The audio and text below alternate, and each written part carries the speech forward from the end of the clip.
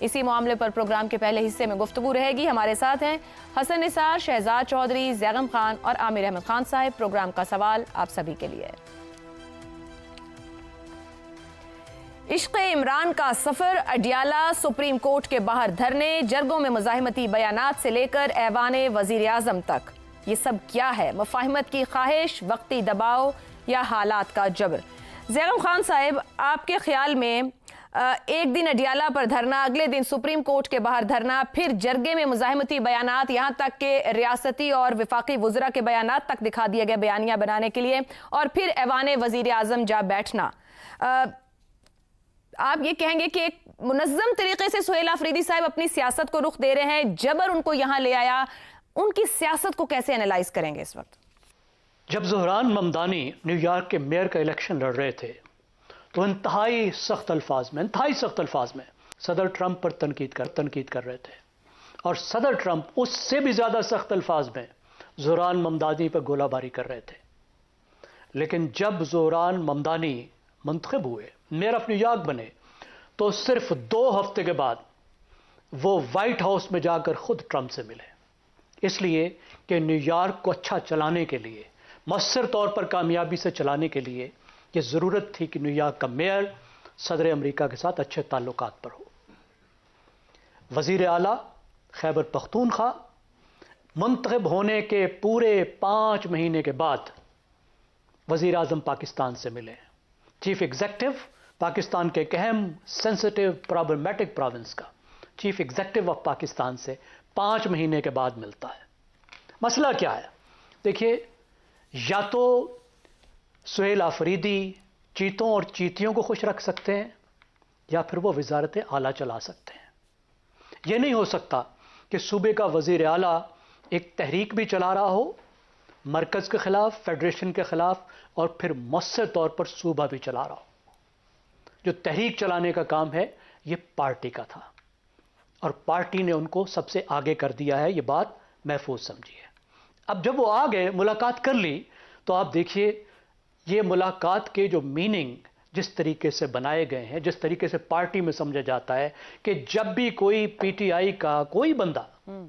ملے گا حکومت سے، مقتدرہ کے کسی بندے سے، کسی ریاست کے انسٹیٹیوشن میں، کسی ریاست کی یونیورسٹی میں، تو اس کا مطلب ہے وہ کمپرومائزڈ ہو گیا، اس نے ڈیل کر لی، وہ ڈیفیکشن ہو گئی اس کی. تو ملاقات کے فوراً بعد گولہ باری بھی شروع ہو گئی. ایم این ایز اور سینیٹرز نے کہا کہ ملاقات سے پہلے ہم سے مشاورت نہیں کی گئی. آپ تصور کیجئے اگر صوبے کا چیف ایگزیکٹو مرکز کے ساتھ بات کرنے سے پہلے ایم این ایز کو پہلے اکٹھا کرے گا اور ان سے کہے گا کہ حضور میں یہ صوبے کے بارے میں بات کرنے جا رہا ہوں، آپ کا کیا خیال ہے؟ پھر صوبہ تو چل گیا. اور یہی ہم پرابلم دیکھ رہے ہیں. اور اس کے نتیجے میں وہ جیسے ہی یہ دباؤ آیا اور شدید دباؤ آیا، تو اس کے بعد انہوں نے خطاب جھاڑ دیا بڑی سخت زبان میں. مجھے امید ہے اس سے زیادہ اثر نہیں پڑے گا. پرائم منسٹرز کا برا نہیں منائیں گے، ان کی مجبوریوں کو سمجھتے ہوں گے. اب آپ دیکھیں پچھلے دنوں جو خبریں چل رہی تھیں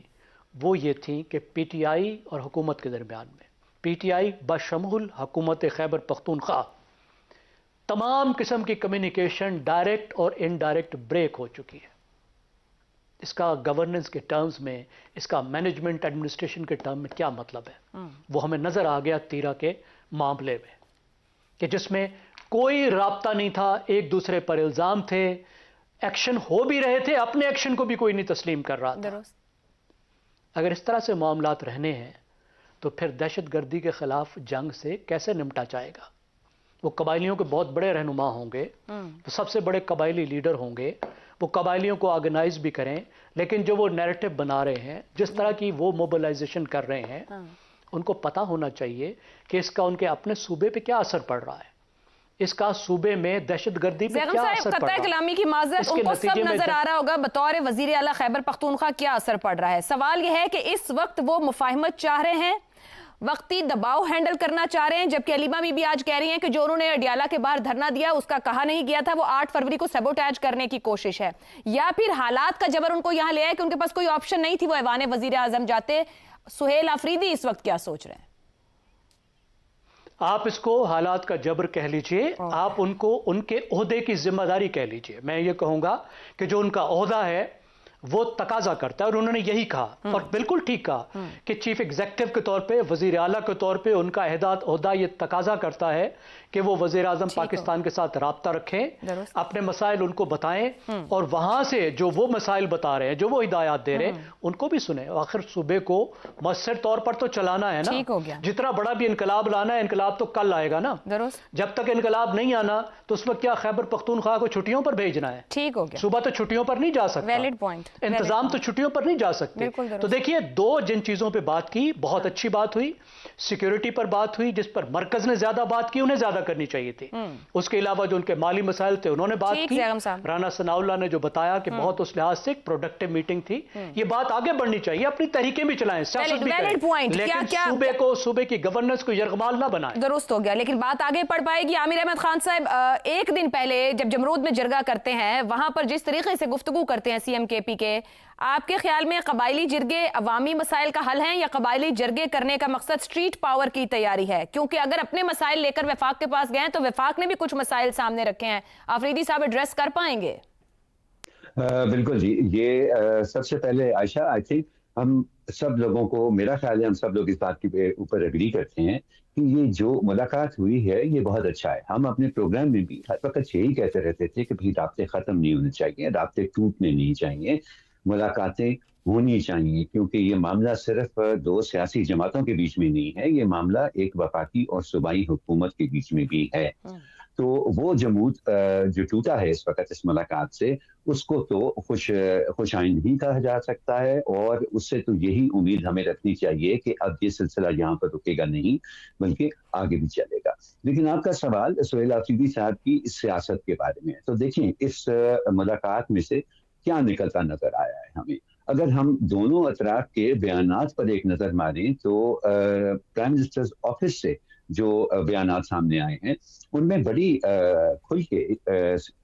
صوبے کی سیکیورٹی سچویشن کے بارے میں بات کی گئی ہے، اور یہ بھی کہا گیا ہے اس بیان کے مطابق اس ملاقات میں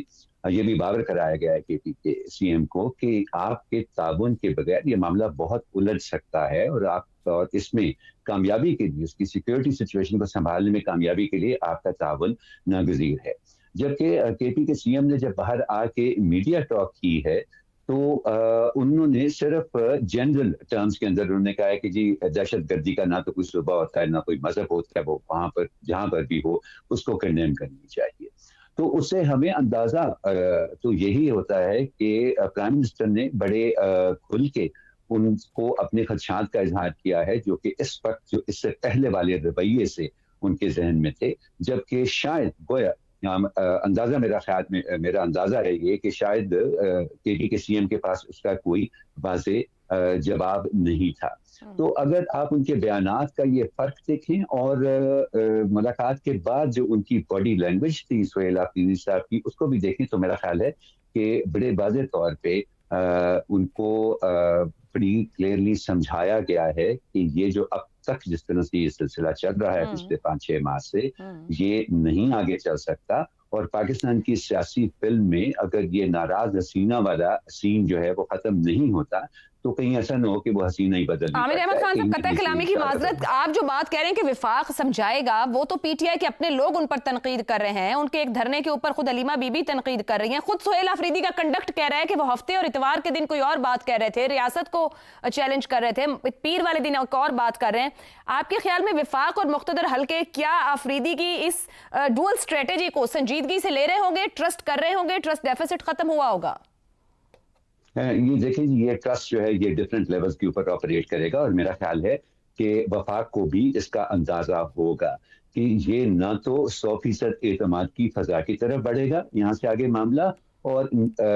جو ضروری چیز ہے وہ یہ کہ وہ 100% بد اعتمادی بھی نہیں رہے گی۔ یہاں پر 2 لیولز کے اوپر ہم اس چیز کو دیکھ رہے ہیں، جیسے کہ سہیل آفریدی صاحب نے خود کہا کہ بطور ایک پولیٹیکل برگر تو شاید میں کبھی بھی ان کے ساتھ نہ بیٹھتا، لیکن یہ میرے عہدے کا تقاضا تھا۔ تو جس طرح سے ان کے عہدے کا تقاضا ان کو مجبور کر رہا ہے کہ وہ وفاقی حکومت کے ساتھ رابطے میں رہیں، اسی طرح سے میرا خیال ہے پی ٹی آئی کی اور خاص طور پہ بانی پی ٹی آئی کی جو سیاست ہے وہ ان کو مجبور کر رہی ہے کہ وہ نہ تو اپنے सियासी लहजे के अंदर कोई नरमी लाएं और ना ही कोई ऐसा काम करें जिससे उनके बारे में ये तासुर पैदा हो कि 8 फरवरी से पहले उनके मौक़िफ़ में किसी किस्म की नरमी आ रही है कि ये दो तरफा खेल तो उनकी मजबूरी है, आशा इस वक्त उनको खेलना पड़ेगा। दुरुस्त हो गया।